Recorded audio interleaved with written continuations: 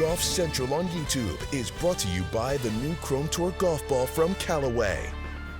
The LPGA Tour wrapping up its final regular season tournament of 2024. What an event it was in Florida. The week began with some major star power in the Pro-Am as Caitlin Clark played with Nelly Korda and tournament host Annika Sorenstam, drawing huge crowds that lasted throughout the week at the Annika, driven by Gainbridge. As for Sunday, maybe a little Caitlin Clark magic found its way to Korda. She won for the 7th time this season, and for the 4th time this year, Korda had to come from behind on Sunday to do it, posting a final round 67 to pass Charlie Hall. 3rd time in 4 years she has won at Pelican. And Korda keeps making history during her 2024 season. Her 7 wins, the most in a season since Yani Tseng back in 2011. She also becomes the first American with 7 wins in a year since Beth Daniel in 1990. It was Korda's first win since May, and she's thrilled to be back in the winner's circle after some mid-season struggles. I was in contention after a really long time, and I felt like in the middle of the year when I was in contention, I just made a really stupid mistake or made a really big error that turned out to be, that took me straight out of the tournament. So for me, I was obviously trying to focus on what was right in front of me and just playing golf. But at the end of the day, I mean, you are nervous. You're in the battle of it. You're going kind of, in a sense, head to head. So you're feeling all the nerves, but you're trying to stay composed out there. And that's why I have Jason, who I believe in, who I have spent a lot of years with, that I can rely on and lean on. And also, distractions are good. You get into the zone, but you can't be in the zone for too long because then it can eat you alive. So looking out into the distance and talking to Jason about something other than golf has really helped me. Our final look at the race to the CME Globe. Of course, Nelly is on top. Now, the top 60 players on the list have earned their spot in this week's CME Group Tour Championship. Only one player played their way into the field on Sunday, and that is Carlota Saganda. She went from 63rd to 60th to clinch the final spot. Gabby Lopez, the first player out at 61. By the way, Allison Lee, Georgia Hall, Daniel Kang, 3 notables that will not be in Naples for the season-ending tournament. But this guy will, and that is our friend Tom Abbott, who, of course, is part of our coverage on the LPGA Tour. He was there in West Florida for that victory by Nelly Korda. Tom, good to see you, my man. You've seen Nelly Korda's 7 wins this year. Kind of give us your perspective on how significant 2024 was for her.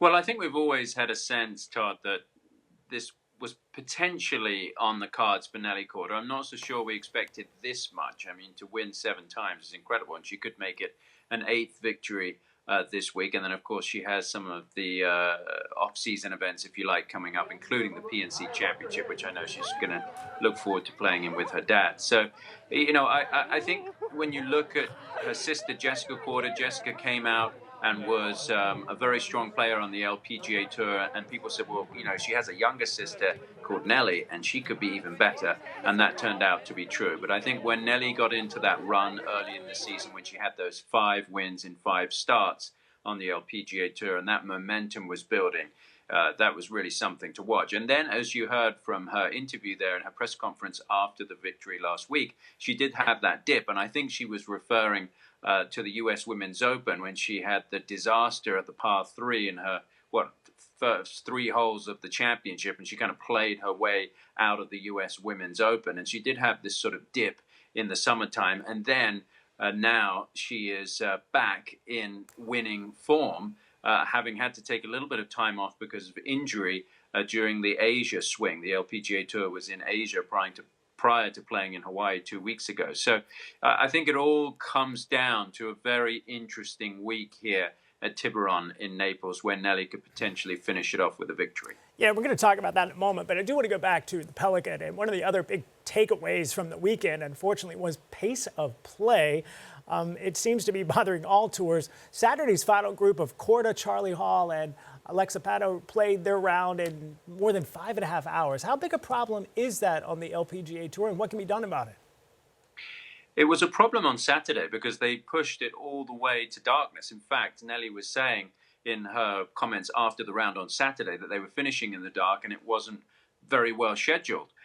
The reason they were playing so late is because the second round had spilled over into Saturday morning. I think in terms of the Annika driven by Gamebridge, the event last week, they need to reduce the field. I think they should say that the top 100 in the race to the CME Globe, that's the players that will avoid having to go to Q School. I think they should be exempt into the field at Pelican in the Annika. And then the field can also be filled with some amateur invitees. That reduces it from the 120 that they had this time around and allows them some flexibility. And then at the weekend, they could reduce the cut to the top 45 or top 50 in ties, make it a really exclusive field with an exclusive weekend looking ahead to this week, which is the top 60. In terms of slow play on the LPGA Tour, it is something they take very seriously. The rules officials are out there trying to keep players moving. They do fine players. They do penalize players, shots. There are some slow players. Players know who they are. Those that follow the tour keep a close eye on who those players are. And they really are the ones that need to speed up. And if you get momentum going in the wrong direction like we saw on Saturday, then you're going to have those issues. It was a bit of a surprise on Saturday. I don't think it's just something that the LPGA Tour deals with. I think the PGA Tour also deals with pace of play issues. But it's just not fair on other players when you've got these slow players out there. And it's not fair on the viewers and the fans because it just takes a snail's pace to get the round done. It was not enjoyable, I think, for people to watch. Certainly not to have people staying all the way until almost 6 p.m. and past sunset on Saturday. All right, let's talk about two of those stars on the LPGA Tour. We talked about Nelly Korda, got 7 wins, 5 in a row at one point. The second half of the season, you could say, belonged to Lydia Ko. 3 wins, a major championship, an Olympic gold medal. All right, here's a question for you. A win this week would be a better storyline for which player, Ko or Korda? I think Nelly Korda. I really do. I mean, what Lydia did during the summer, as you say, was amazing. I think because she got into the LPGA Hall of Fame and then she won at St Andrews. Any player who can win on the old course at St Andrews, it's amazing. But what Nelly did with those consecutive wins that I mentioned, the 5 in a row, the 6 out of 7 starts that she won, and then coming back and winning late in the season, I think it's a better story if Nelly Korda were to win here on Sunday. What Lydia Ko has done is amazing. But this has been the year of Nelly Korda. She's won the Rolex Annika Major Award. She's won the Rolex Player of the Year. She really has had an amazing season, a season that we haven't seen since the lights of Lorena Ochoa, Annika Sorenstam, Yani Sen, like you mentioned a little bit earlier. This is the stuff that puts you into the upper echelons of the game and potentially gets Nelly Korda into the LPGA Hall of Fame. It's a points-based system. You have to get to 27 points, and I think Nelly is at 19 points now. You get 1 point for a victory, 2 points for a major win. So she could get into the LPGA Hall of Fame within the next couple of years. This season would be the one that put her on the path to doing that. And so almost matching what Lydia Ko has eventually done in her career. Lydia, a few years older than Nelly. But to me, this has been the year of Nelly Korda.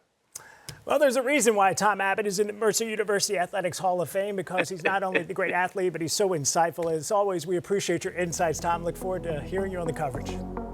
Thanks, Todd.